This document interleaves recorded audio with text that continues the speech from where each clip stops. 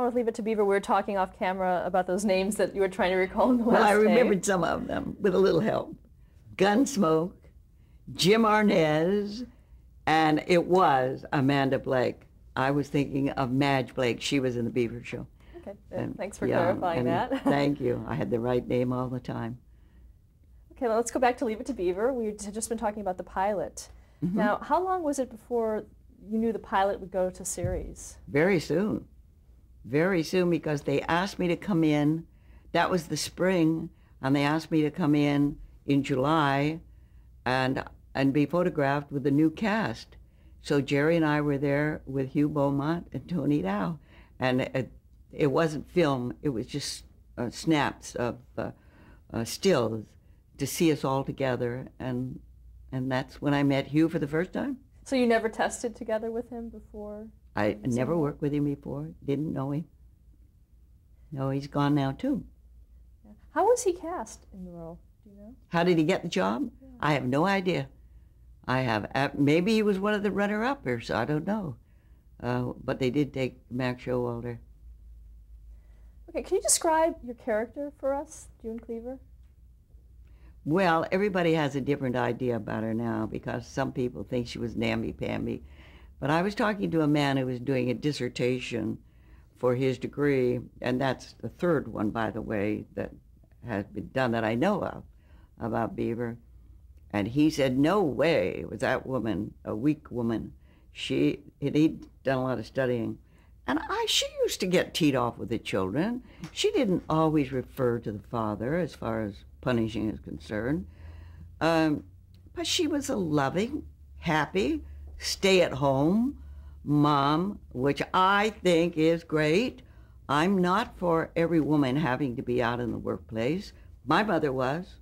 I had 2 children at home, and I was working. But I think the one that stays home, if she's doing a good job, it is the best job she'll ever have, and the most important. And I think our children need the mother's home. And my mother was great, by the way. I would like to add this. While I did not have a father at home, my mother, all of her time that wasn't spent at work was devoted to the 2 of us. And believe me, I really think of her very, very often. Were there things in the part of June Cleaver that you took from things that your mother had I didn't do anything as far as those scripts is concerned. Everybody thinks, and it's been written, that I put my 2 cents worth here and there. I did not. The scripts were great. We would go in. Would you like to know how we did it? We would go in on Monday morning, and we would sit around the table at Universal Studio, the cast, and with the directors and the producer and maybe a writer, and we would read the script. Then that was Monday. We would have our hair done, whatever we needed to do, wardrobe, all of the things that you have to do. I worked with a magician once because I had to learn how to deal cards. Once we did a song and dance routine, I had to learn that. That was New Beaver. And that once, whatever we had to do that was special. I did one of these with a ball and the rubber and the thing, and I worked with that. But then we would go home and we'd get a new script, which would be sent to us with the rewrites. And then we would go in Tuesday to rehearse, having looked at the script to a degree, and there were changes all the way through, not major like there was the first change. And then we would rehearse all day Tuesday, and we would have a run-through for the writers, the directors, and there might be 5 people at the most on the stage to see the run-through. And I want you to know, when I did Empty Nest, I looked, and they were setting chairs up all the way across the stage. Now, this was live with an audience and 3 cameras. Beaver was always shot on film.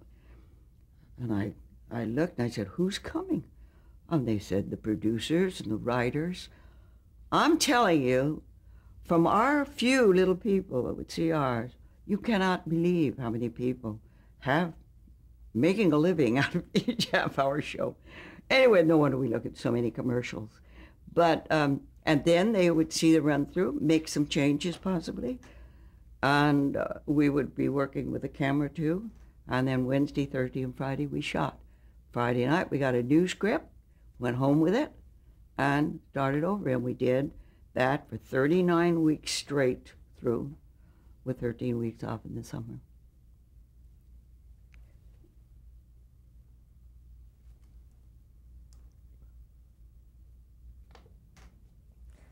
Okay, before we stop, let's talk a little bit more about June Cleaver, the character. Now, you were a mother at the time.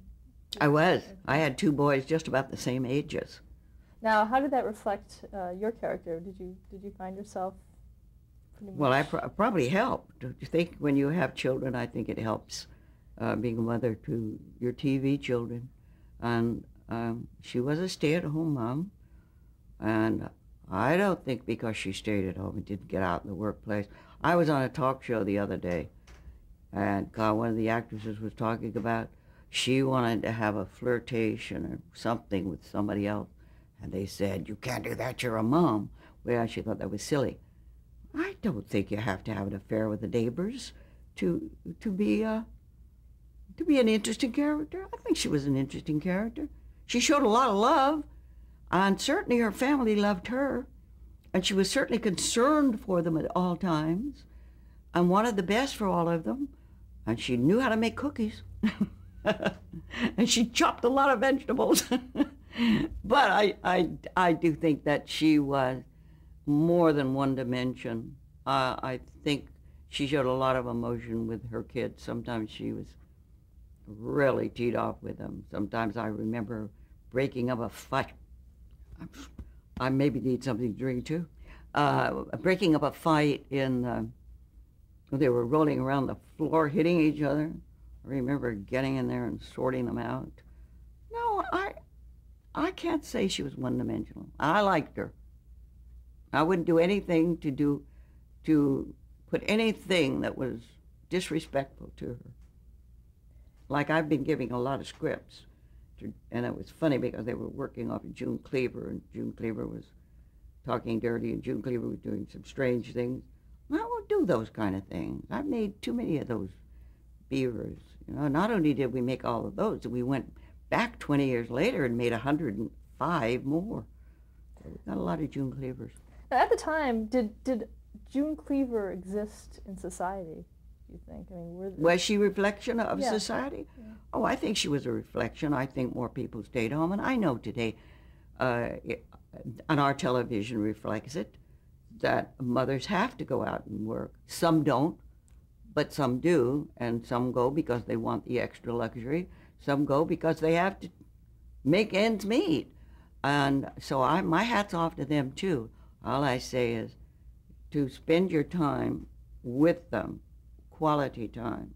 And if you hate it and you're miserable, you're going to make them miserable, hire somebody that's competent to take care of them. You're not cut out for the role. But if you are, don't throw stones at them, you know, like some of the people do, that you got to get out in the workplace. And June Cleaver did get out in the workplace eventually. Did you actually receive criticism at the time the show was airing? No, never at that time, because she probably was more of a reflection of society at that time, more so than she is today. But why do people still look? They're all writing me letters. They're looking, their children are looking. They like the idea of having a mother that's there when they get home from school. Talk a little about June's wardrobe. Well, it wasn't expensive. Everybody thought it was. They did fit it to me, but I had such a skinny figure. Anything looked good. And some of them came from pennies. Some of them were bought wholesale, where we had a little inn. And nothing was expensive. Sometimes a sweater.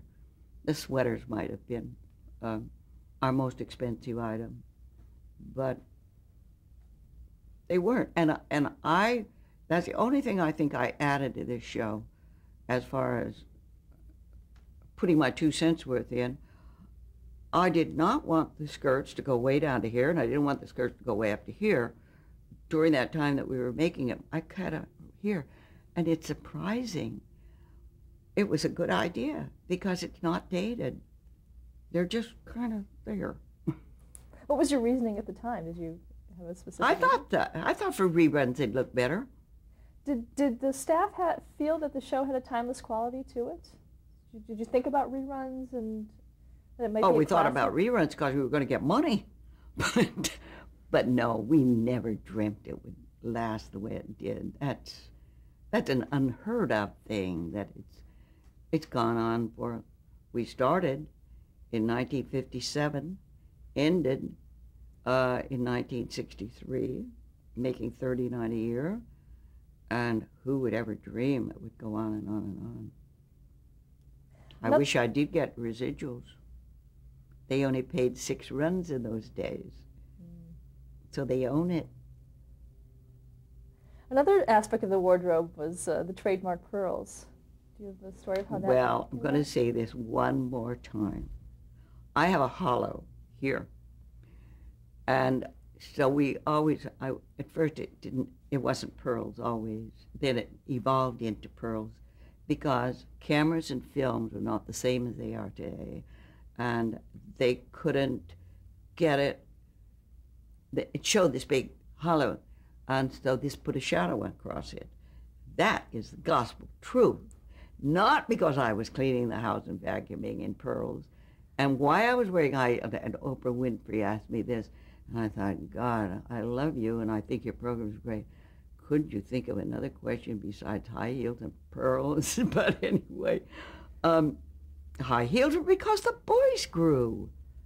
I had to be taller. I wore flats in the beginning, but I knew pretty soon you get high heels. I was lucky they didn't put me on an apple box. Okay, let's talk about some of the other characters on the show. We'll start with Ward Cleaver. Can you talk about his character and then talk about Hugh Beaumont, the actor who played him? All right, his character, I think, was the best father in television, and I think he did it. I think it was written, you know, all of these scripts were taken from some fact that actually happened to Joe Connelly and Bob Busher or their neighbors or somebody. They were all based on fact, and I think that's what reflects the show of its real quality. And if you question them ever about something, they can tell you where it happened and what happened and who did. Like Aunt Martha gives the boys umbrellas for their birthday. Same thing happened to Joe. Getting a ticket, Beaver, riding his go-kart in the street, happened to a neighbor. You know, all of these things were based on fact. I think that's what makes the show real. And Hugh, when we first started, he was so funny.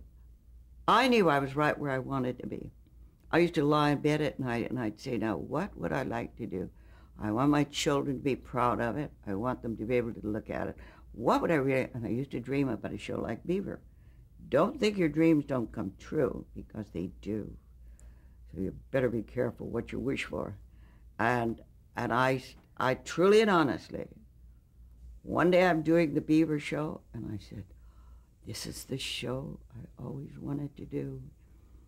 Hugh didn't have that feeling. Hugh wanted to do this little old show and get it out of the way and go on to something else. And then he changed. He changed, and he began to appreciate it. Unfortunately, he didn't live long enough to know that it would go on and that we would go back and do the new Leave It to Beaver. What do you think? And he was a minister, by the way. Oh, you want, if I talk about Hugh Beaumont himself, he was a lay minister of the Methodist Church. And many times he would go and speak on a weekend and at various Methodist churches. So, and an interesting thing about him, I went to his memorial service, and there we were asked, anybody that wanted to get up and say anything was welcome to do so. All men got up. There was not one woman got up and spoke. I finally got up because I said, some woman has to say something. This was a man's man. Isn't that amazing? All these men were his friends. No women. Now, do you know what made him sort of change his attitude about the program? Well, he went to a psychologist or a psychiatrist. Would that have helped? he, no, he. I don't know. I think he began to appreciate it. He also got a chance to direct some of the shows, which was a wonderful opportunity for him. And I just think he began to appreciate it. Okay. Next, we have Jerry Mathers. Oh, Jerry Mathers couldn't read a line. That wasn't absolutely on the nose perfect. He couldn't even read, really, when we started. And when we sit around the table and read, somebody had to help him. But he could not say a line that wasn't absolutely on the ball. He was remarkable. Unfortunately, he became self-conscious as he got older. And that naturalness went. And Tony, it was an entirely different commodity. Tony, having been an athlete and not an actor, he had a high squeaky voice like this. And they had a voice teacher for him to help him and to help him with his script. And we had a director that had been Henry Aldridge, Norman Tokar. All of us can give Norman a prayer. He had to do at least the first 3 years of Leave It to Beaver. And he, having been a child actor and playing Henry Aldridge, he took Tony under his wing and he made a fine actor out of him. And he gave us all wonderful, wonderful opportunities in comedy. And then he went on to Disneyland after he left us. He did a lot of other things, but he was with Disney for a long time, and he died. I don't have anybody left in these shows. They're all gone. I'm a hanger-inner, I guess. Well, let's talk a little bit more about Jerry Mathers and also his character. Who? Jerry Mathers' character. Oh, Jerry Mathers' character. I think it evolved. I think Joe Conley had a boy, a son, that they called Beaver. And I think that I think all of our characters were there, but the people playing them, they kind of evolved. They took some of us, and we became, I swear I don't sometimes remember where June Cleaver left off and Barbara starts. It's all, and I think that was true of all of the characters. I think Jerry was this cutest boy in God's green earth. He was so cute, and he was a fine actor, completely natural. And I can't say enough about his ability. He was wonderful. Okay, and what about the character of Beaver? What kind of Oh, character was well, he? he was the little brother. He was the boy who was always getting in trouble. And of course, that awful Eddie Haskell was making fun of him all the time. Like he got his head stuck in the picket fence and couldn't get out of it. And a dog comes and licks his face. And then he fell in the big soup bowl thing, the big cup, and the fireman had to come. And all these things that happened to poor Beaver with his big brother, always kind to him though. But Eddie Haskell, always making fun of that little old squirt, he called him. I can't tell you any more about his character other than he was a typical boy. He was a typical little boy who got in problems. And his big brother sometimes tried to get him out of it and then got him in worse. What else do you have to say about Wally Cleaver, the character? Oh, Wally is a good friend of mine still. I see all of them, but I see Tony more than the others. I used to live in Malibu. He used to live in Venice, so we were beach people. And also we did a show for a summer in Kansas City together. I played his mother. It was a dinner theater.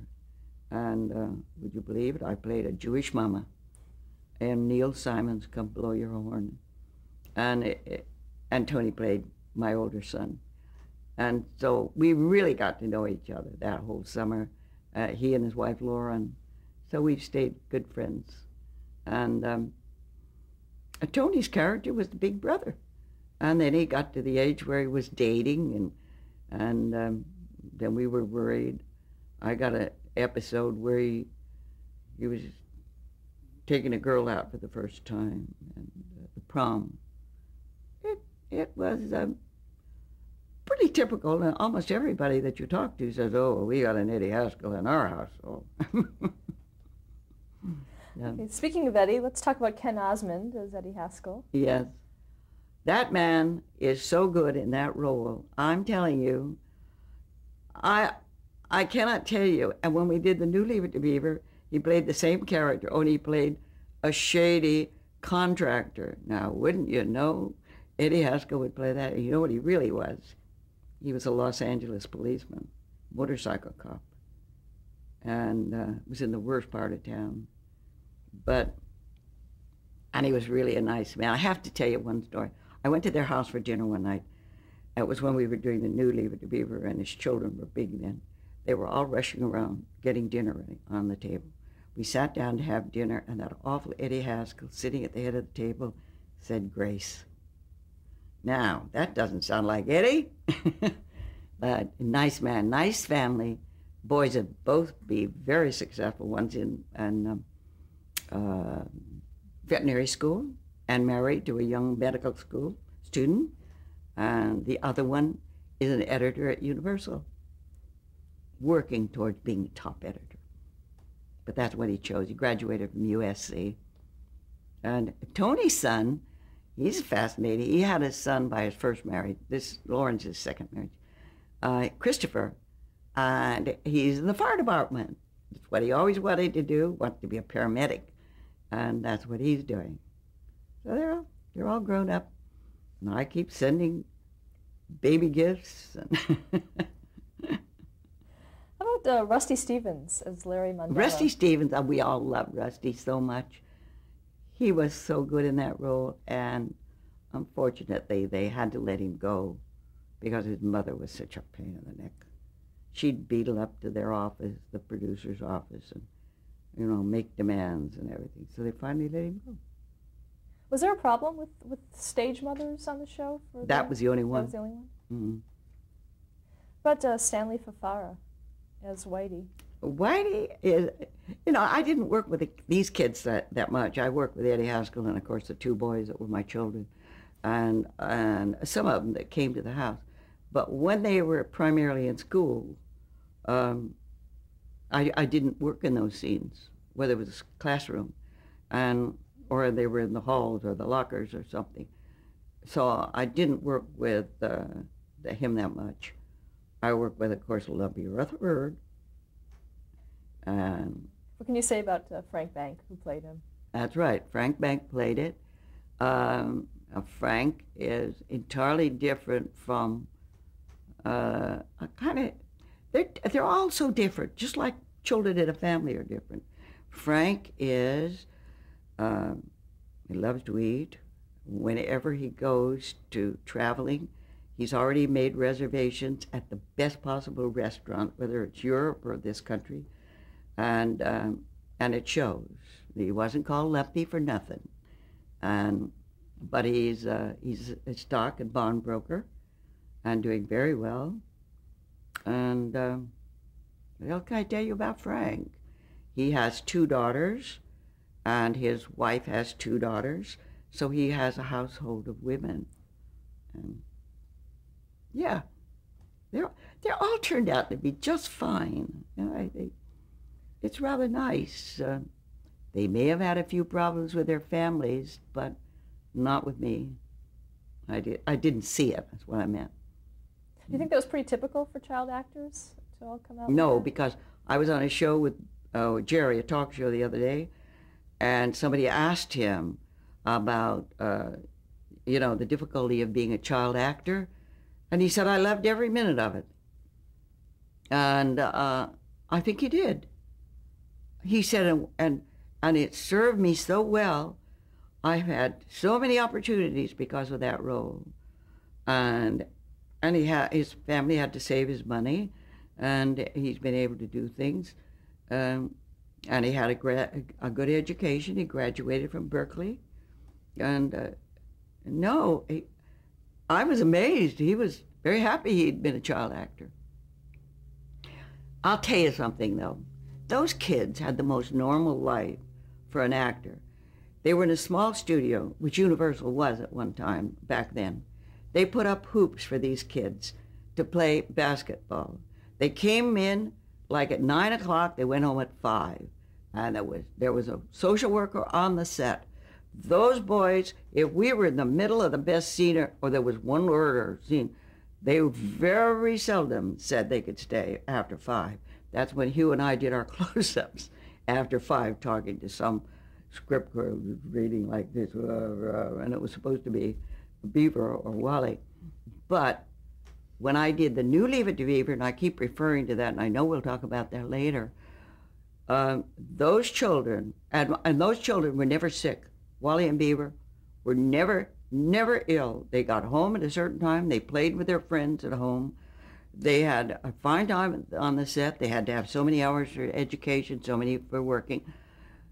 These kids that we worked with, and the new Beaver, they were always out sick. And they could come in at 7 o'clock. They could come in at 10 o'clock, and then they worked their hours, whatever their hours were, they worked. At the end of the day, that's when they could go home. And I really do think it's the routine that was so great for them. But they've relaxed on their rules and not that way anymore. How did that impact your schedule, the fact that I guess the children would have precedence in terms of their scenes? Children would have precedence over what? Over, the adults being able to do their scenes later or whatever. Did that affect your schedules? We got used to it. It wasn't the ideal, but it wasn't always so. But an awful lot of our close-ups were saved for later, and at 5 o'clock we'd start those. So it wasn't the ideal thing to do. Certainly not with somebody who can't read, and you're supposed to be looking at a cute little boy, and you're looking at some hunk, So no, it wasn't always ideal, but it was fine. Worked fine. What about when you weren't filming the show? Did the cast get along? Did you? Oh, we got along very well. Did you see a lot of? I absolutely know no fighting of any kind that we had. I think Hugh thought I was a Pollyanna when we first started because I was so happy, and he wasn't. But after we became great friends, and, Hugh had a major stroke after Beaver, and his speech wasn't what it should have been. He pounded on the table trying to get words out, and his one side was paralyzed. But I used to see him, and he was still a handsome man with his hair snow white, blowing in the breeze, and no, he got to be very, very happy doing the Beaver show. I just wish he knew about it. Okay, let's stop here to change the tape.